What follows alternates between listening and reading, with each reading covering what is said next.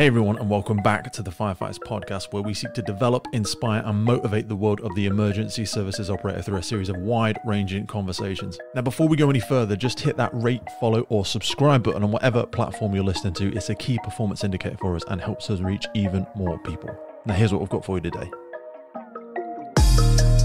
On the 2nd of February 2005, firefighters Jeff Wornham and Michael Miller gave their lives in the line of duty at Harrow Court, Silam Road, Stevenage. Jeff and Michael were killed by a fire phenomena after they opened the door to the flat 85 to rescue the occupants, but they didn't have any water at the time of the entry, and they found themselves in that classic firefighter's moral dilemma. Today's incident debrief comes from Hertfordshire Fire and Rescue Service, who on the 2nd of February 2005 received the first of several calls to the fire on the 15th floor of Harrow Court, Silam Road, Stevenage. Harrow Court is an 18-storey residential tower block. It's situated in Silam Road, Stevenage, which is close to the town centre. It's one of the 5 high-rise tower blocks within Stevenage, all of which are owned by Stevenage Borough Council. Today's episode was brought to you by our good friends at Wood Watches.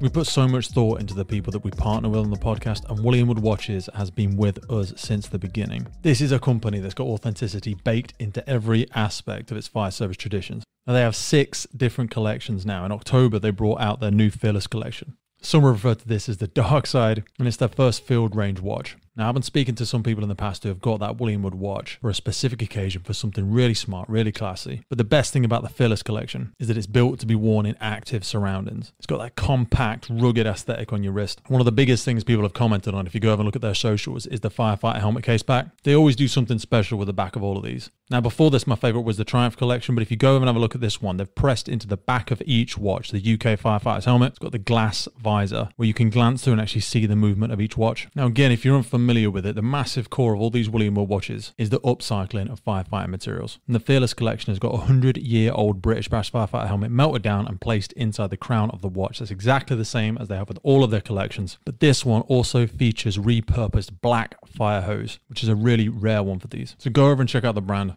I myself went for the Valiant watch. I've had this for a couple of years now. Really nice. I've got it in the red strap, but I am also giving some serious consideration to the new Fearless collection. There's a whole range of payment options. Go over and take a look at them. Wood Watches, Johnny and the team are there to give you that experience. Whether you're thinking of a retirement gift, you got something special to celebrate, or you have just started your emergency services career, go over and check them out, WoodWatches.com. The best way to support the podcast is to support our sponsors, so please take a click in the notes below. Now back to the show. Firstly, as part of the debrief, we're going to go through a step-by-step timeline of the events. On the 2nd of February 2005 at 2:58 a.m, the first call was received from Mr. Brown, who lives at number 95 on the 16th floor, who woke to smell smoke, which he believes is coming from a lower flat. After making the 999 call and stating he believes the fire to be in flat 89 on the 15th floor, he leaves his flat to check the location of the fire. On his way down the rear stairs to the 15th floor, Mr. Brown meets Miss Clough and Miss Holt, leaving flat 91 on this floor. They had become aware of the smell of smoke, heard voices, and Miss Clough claims she saw flames issuing from the back bedroom window of the flat below theirs. Mr. Brown checks flat 89 and sees a drunken man lying on the floor outside the flat. Mr. Brown looks through the letterbox and, realising it wasn't this flat on fire, they all descend the rear stairs, and on the 14th floor, they realise the flat on fire is number 85. At 3:02, Stevenage Fire Engines call signs 230 and 231 book mobile to the incident with crews of 5 and 4. At 3:03, automatic fire alarm call from Harrow Court received at Fire Service Control from the Fire Alarm Call Centre, and 231 and 230 arrive at the entrance of Harrow Court incident. The crews observe smoke issuing from the upper floor. Firefighter Dudley sees dirty, dark, grey smoke pumping out the window. At this same time, Mr. Savage states he sees the fire brigade from his 14th floor lounge window on a police statement given later that day. Miss Clough and Miss Holt have continued to descend the rear stairs to the ground floor, and they now meet Mr. Brown, who has already arrived at the lobby. At 3:03, temporary leading firefighter Atribus enters the building and is met at the entrance door by Mr. Brown and Miss Clough, who both inform her of the correction of address as flat number 85 on the 14th floor, and that there are 2 persons inside. CCTV shows that temporary leading firefighter Atribus appearing to speak to leading firefighter Scotchford, who is just outside the entrance door. Leading firefighter Scotchford then enters the building and goes to the lift lobby where Mr. Brown waits by the lift. At 3:04, the first crew from 231, consisting of temporary leading firefighter Atribus, firefighter Wornham and firefighter Miller, enter the right-hand lift with 1 line of hose, 1 branch, 1 Halligan tool, and go to the 14th floor. Leading firefighter Scotchford shouts up to the first crew to hang on and not go up, and states he radios to temporary leading firefighter Attribus saying, "You're on your way now. When you get there, tell me what's happening." Firefighter Dudley has stated that he is unhappy with their departure. Shortly after, the second crew of Firefighter Dudley, Firefighter Dredge, and Firefighter Broswell collect equipment from the appliance and place it in the lift lobby ready to go aloft. At 3:04 and 14 seconds, Firefighter Wornham and Firefighter Miller don breathing apparatus in the lift, assisted by temporary leading Firefighter Attribus. Firefighter Wornham wears his fire hood but does not have his helmet with him. Temporary leading Firefighter Attribus states that she provides her helmet to Firefighter Wornham. At this time, CCTV later showed that Firefighter Dudley is seen pointing to the right-hand lift. He is talking to Mr. Brown, who states Firefighter Dudley said they are supposed to wait here, and he appeared to be annoyed. Now on the 14th floor, the first crew exit the lift. Firefighter Miller and Firefighter Wornham rigged in breathing apparatus and one line of hose, one branch and one Halligan tool. They walk along the corridor towards flat 85. Temporary leading Firefighter Attribus has stated that she sees a man appearing to come out of one of the middle flats to her left. She tells him to get out. It's not known who the man is. At 3:05, temporary leading Firefighter Attribus, Firefighters Wornham and Miller arrive at flat 85 on the 14th floor and saw a small layer of dark grey wispy smoke coming from the top of the door, which temporary leading Firefighter Attribus recognised as associated with a fire starved of oxygen. She could not hear any activity from inside flat 85 at this time. However, to verify the information given by Mr. Brown, they all run up the rear stairs to the 15th floor to check flat 89 before returning to the same stairs to the 14th floor. The second crew of Firefighter Dudley and Firefighter Dredge and BA, and Firefighter Boswell, who is the breathing apparatus entry control officer, are sent to join the first crew on the 14th floor. Firefighter Reynolds is instructed to charge the dry riser. In order to do so and cut the external padlock, he took the bolt croppers from Firefighter Boswell, who was in the lobby. Shown afterwards on CCTV at 3:05, leading Firefighter Scotchford exits and enters the building 4 times, appearing to use his handheld radio. And at approximately 3:05, Mr. Wright from flat 85 states he is standing outside his flat in the lobby, kicking the door of flat 85. He then sees Firefighters Wornham and Miller in the rear stairwell to his left, running up the stairs to floor 15. He believes they have come up the stairs from floor 13. He then sees temporary leading Firefighter Attribus following, and he knocks on the glass of the fire door to the stairwell and calls to tell her that they have gone up to the wrong floor. The fire is in the flat opposite him, number 85. He states that temporary leading Firefighter Attribus used her radio to call Firefighters Wornham and Miller down from the stairs. Temporary leading Firefighter Attribus stands next to Mr. Wright in the doorway to the stairwell, and the 2 firefighters go past her towards the front door of flat 85. Whilst he is walking down the corridor, he states he hears a bang and assumes one of the firefighters is attempting to break into the flat. He does not witness this or look back, and he does not recall seeing any hoses. Shown later on CCTV at 3:05, the second crew of Firefighter Dudley and Firefighter Dredge and Firefighter Boswell are instructed to enter the left-hand lift with 1 BA board, 2 lengths of 45mm hose, 1 branch, 1 Halligan tool, 1 line bag, Mars equipment, thermal imaging camera and a first aid kit.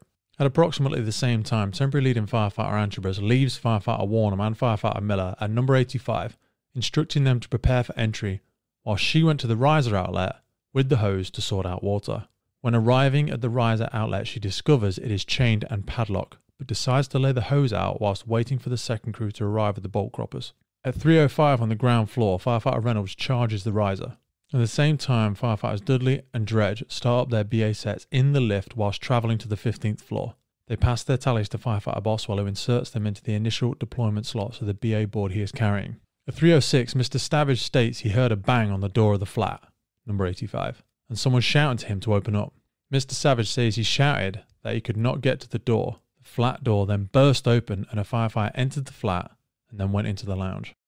Firefighters Wornham and Miller have made entry to flat 85 sometime between 3:05 when they first arrive at the flat and 3:06 when temporary leading Firefighter Attribus returns to the lobby outside the flat from the riser. Temporary leading Firefighter Attribus ran out the hose back along the corridor from the riser towards flat 85. She is seen by Miss Deborah Quinlan of flat 82, who has stated she looked out of her front door on hearing the fire alarm and was hit by the smoke. She saw a fire lady headed towards number 85 holding a hosepipe. These were also on the floor. She could also hear a male screaming. Miss Quinlan immediately closed the door to stop the smoke coming in, puts on her shoes and leaves. Locking her flat, she turns right and descends by the front stairs. She does not pass or see anyone else. On reaching the lobby just outside flat 85, temporary leading Firefighter Attribus finds this is smoke logged. Firefighters Wornham and Miller are not there and the door to the flat is open. She leaves the branch outside the flat. temporary leading firefighter Antrobus is unsure how she gets back to the riser outlet, either by crawling beneath the smoke layer in a clear space of approximately 1 foot all the way back to the corridor, or by exiting the lobby just outside flat 85 into the rear stairwell and going down to floor 13, back along the corridor and up a flight of stairs to the riser on the 14th floor. At the same time, large smoke plumes are seen externally on CCTV. At 3:07, the second crew of Firefighter Dudley and Firefighter Dredge exit the lift on the 15th floor, leaving one length of hose in the lift. During unloading of the lift, there is a deliberation over what floor the fire is actually on. Firefighter Boswell radios to try and find out. Firefighter Dudley notices the floor number, and Firefighter Boswell looks down the stairs to see smoke on the 14th floor. He calls Firefighters Dudley and Dredge to go down to the 14th floor. At 3:07, a major fire development occurred inside the flat of number 85. Temporary leading firefighter Antrobus sent a message to leading firefighter Scotchford on a handheld radio declaring, "It's a job," which spurred leading firefighter Scotchford to send a make pumps 4 message. At approximately 3:08, the second crew arrived down at the 14th floor dry riser after leaving the 15th floor. They meet temporary leading firefighter Antrobus at the riser on the 14th and Firefighter Boswell sees her struggling with the chain on the riser. Firefighter Boswell assists using a halogen bar as a lever with no success. Temporary leading firefighter Antrobus advises Firefighter Dudley and Firefighter Dredge that they are in there. Temporary leading firefighter Antrobus radioed leading firefighter Scotchford for the bolt croppers. Leading firefighter Scotchford appears to receive the radio message and reacts immediately to get the bolt croppers. At 3:08, the district officer Drakes books in attendance. At the same time, on 231, Firefighter Reynolds sent the Make Pumps 4 radio message to fire control on instruction of the leading firefighter Scotchford. Back on the 14th floor, Firefighter Dudley moves along towards the flat 85, following the uncharged hose line. He passes Mr. Savage as he emerges from the corridor into the lift lobby. Temporary leading firefighter Antrobus then pulls Mr. Savage through the last lobby door into the staircase. Firefighter Dredge then follows Firefighter Dudley along the corridor. At the same time, observed on CCTV, leading firefighter Scotchford appears to collect the bolt croppers from just outside the main entrance door and returns back into the building with Firefighter Reynolds. At this time, burning debris is seen falling on the east face of the building beneath the kitchen and lounge windows. As this time passes, shown on CCTV later on, the right-hand lift is now smoke-logged heavily with grey smoke. Leading firefighter Scotchford then goes up the left-hand lift with the bolt croppers and a bag of keys. He is accompanied by Mr. Brown. Just before 3:09, a 999 call is received from a member of the public who states the whole place has gone up and they could see flames coming out of the bedroom window and debris falling. At approximately 3:09, temporary leading firefighter Antrobus states that she first declares a BA emergency on her handheld radio, possibly just prior to leading firefighter Scotchford arriving from the lift. She says she went to call BA emergency several more times, but no evidence can be found that this message was received or acknowledged at this time. Leading firefighter Scotchford, having arrived at the 14th floor, sees temporary leading firefighter Antrobus and firefighter Boswell trying to lever off the chain of the riser with a halogen bar. Leading firefighter Scotchford tells him to get out of the way and cuts the chain. Finally, the jet is charged from the 14th floor at the radio request of Firefighter Dudley. Firefighter Dudley and Firefighter Dredge advance the jet and pulse the fire in or near flat 85. Hey folks, just wanted to jump in with a quick piece around firefighter health and wellbeing. Now, we get a lot of messages and emails into the podcast around firefighter health and fitness, whether you are trying to join the fire service and pass them tricky fitness tests, if you are currently serving, or if you are coming up to that next chapter of your life, retiring from the emergency services. We get so many different questions around it. So in partnership with Fitness for the Frontline, we have come up with a series of guidance and programs specifically designed to reflect the physical elements of the role of a firefighter. So whether it's carrying an LPP across an overgrown field, lifting a ladder above your head under running it, or wrestling with cutting gear for 30 plus minutes at some kind of complicated RTC, our bodies are required to lift, push, and carry objects in very specific circumstances. That is effectively what Fitness on the Frontline focuses on, as well as the longer term aspects of overall health and wellness for our firefighters. There are focuses around strength endurance, and overall conditioning, all achievable and relevant to our roles. Now, we are definitely not about to be smashing out world records or getting that beach body ready in 6 weeks rubbish. The systems and programs that we put in place are adjusted for people's current fitness levels, and they're not a prescriptive weight or a one-size-fits-all BS. We also take into consideration all the fitness testing for initial application and also for current firefighters who want to maintain and progress their fitness levels. It is very likely for myself personally that I'm still going to be a firefighter when I'm 60 plus, so longevity in the role is really important to me, and I know it is for so many people out there. The system has a built-in ability to adjust easily depending on the equipment you have available, your fatigue levels, or if you're coming off busy-ass night shifts and you haven't got a lot of time to work out. You can record your results, log your weights, your body measurements. We've got all the facilities to do that. The system is yours to use how you want to train. We've taken all the fluff and the gimmicks and the BS away from most of the rubbish that you see out there. It all starts with no obligation, 7 days worth of the programming, absolutely free. So whether you're joining, serving, or looking at the next chapter in your life, have a glance in the link for the podcast. Fitness for the Frontline is designed by firefighters for firefighters. Now back to the show. At 3:11, an informative message from leading firefighter Scotchford was sent by 231 to control, stating that confirming persons reported and ambulances required. This is believed to have been sent by him whilst he was still in the lift. Firefighter Boswell returned to the landing between the 14th and 15th floors to the BA board and entered the time of whistle for firefighters Dudley and Dredge. He used the initial deployment clock, which gave him a precise time for whistle. Leading firefighter Scotchford, having left the building, briefed the DO outside the building and states he told him that it was a flat fire, believed on the 15th floor, 2 BA teams and jet established, and the riser is charged.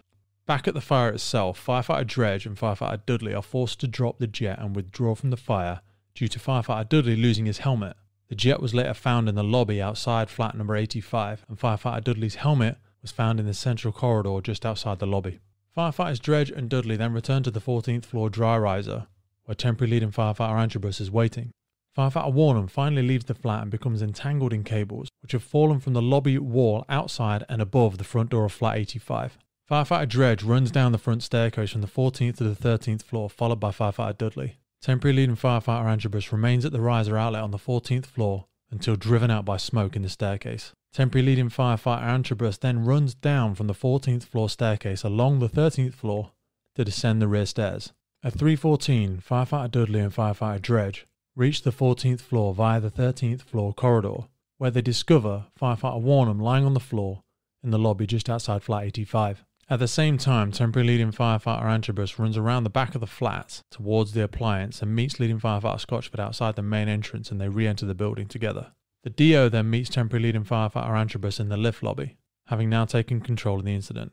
Back on the 14th floor, firefighter Dudley and firefighter Dredge make several attempts to rescue firefighter Wornham without success because he was entangled in cabling. They were beaten back by fire and heat as they had no water at this time and had to withdraw from the 14th floor rear staircase. They then run back along the 13th floor corridor and up towards the 14th floor dry riser outlet to establish a new water supply. Firefighters Dudley and Dredge arrive at the 14th floor riser outlet but decide they could not disconnect that hose as it provided a lifeline to firefighter Miller and firefighter Wornham.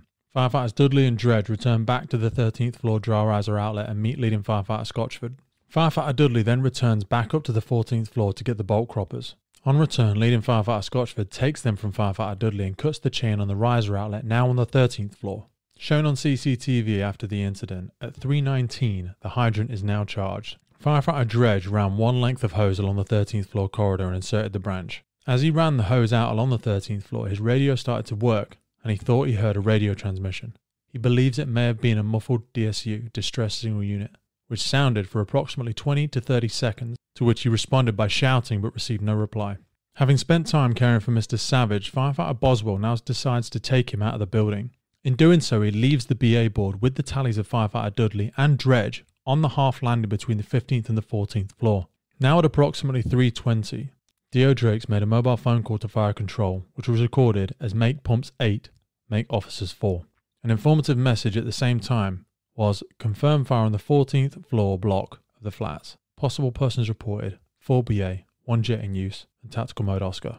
The hose, run out from the 13th floor of riser, is not long enough to reach up the rear staircase and into the 14th floor lobby. Firefighter Dudley states that it came short of the top landing on the 14th floor.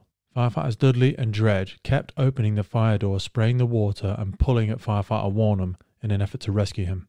Firefighter Dudley's air supply warning whistle sounds and he is forced to withdraw. He meets leading firefighter Scotchford on the 13th floor and takes him back to the 13th floor rear staircase to show him firefighter Wornham lying in the doorway of the lobby above. Firefighter Dredge states that at some point leading firefighter Scotchford joins him on the rear stairs and instructed him to withdraw. Leading firefighter Scotchford states he did not recognise the casualty as a firefighter at this time. Seen on CCTV at 3:21, temporary leading firefighter Antrobus, Sub-Officer Bloxham and 4 BA wearers talk at the entrance at the bottom of the stairs. Temporary leading firefighter Antrobus advises both Sub-Officer Bloxham and the leading firefighter Laycock that they had lost a crew and need BA and hose. At 3:22, Sub-Officer Bloxham and 4 BA wearers, firefighters House, Cropley, Bootle and Waddingham, entered the left-hand lift with one length of hose and one hand lamp to go to the 13th floor. At 3:23, D.O. Drake sent a radio message to fire control. All persons not yet accounted for.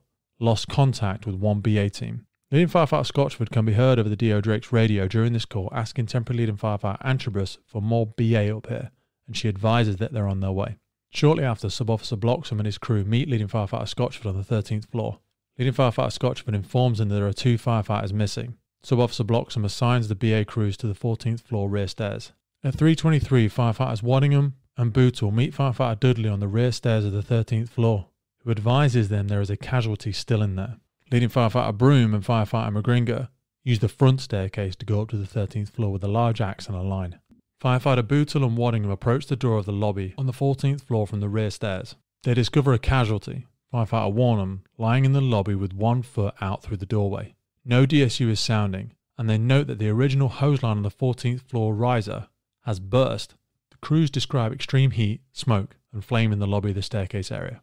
The hose line laid out of the staircase is not long enough to advance into the 14th floor lobby from the rear staircase, so firefighter Bootle places himself between firefighter Wornham and the heat and flames in an effort to shield him from the heat. Firefighter Cropley and firefighter House join firefighters Bootle and Waddingham, and the 4 of them manage to drag firefighter Wornham from the lobby onto the staircase landing. He is entangled in armoured cables, which will only allow them to move him just through the door. They describe that the wires are all over him and melted onto his BA set and shoulders. At 3:25, the group of 4 firefighters release firefighter Wornham from the cables using personal knives and a large axe, then pass him down the 14th rear staircase to Sub-Officer Bloxham. The jet on the rear staircase, which is supplied from the 13th floor riser outlet, is extended by one length, enabling the BA crews to enter the flat as a team of 4. Firefighter Waddingham describes the whole flat as alight with flames like a jet engine issuing from the door as he and firefighter Bootle advance the jet into the flat to knock back the fire. Firefighter House and firefighter Cropley search behind them as the fire is brought under control. At approximately 3:30, firefighter House and firefighter Cropley discover a firefighter together with a female occupant on the first room on the left in the flat and made the decision to leave the casualties in situ as it was clear they are both deceased. At 3:35, D.O. Bordoni and Sub-Officer Cheshire go up the stairs to take over full control. When reaching the 13th floor, they witness paramedics working on firefighter Wornham. At 3:40, firefighters Bootle and Waddingham are forced to withdraw due to firefighters Bootle's low-pressure warning whistle starting. Firefighters Cropley and firefighter House also withdraw at the same time. Finally, at 3:45, a further message is sent to fire control. 1 firefighter injured, tactical mode Oscar. At the same time, 2 firefighters come down the stairs and join firefighter Dudley and Dredge in the lift area. The left lift arrives and firefighter Wornham is brought out of the lift on a stretcher. At 3:50, a further informative was sent by D.O. Drakes. Details as previous. 1 firefighter found, believed code 1, and left in the flat. Make pumps 10, officers 6. At 4:01, a further informative was sent from 189. As previous, 2 civilians code 1 and left in situ. 6 BA, 2 jets in use. Tactical mode Oscar. Finally, at 4:59, a further informative message was sent from ACO Hazeldine. 1 firefighter believed code 1. 2 civilians believed also code 1. All casualties left in situ. 1 firefighter taken to hospital.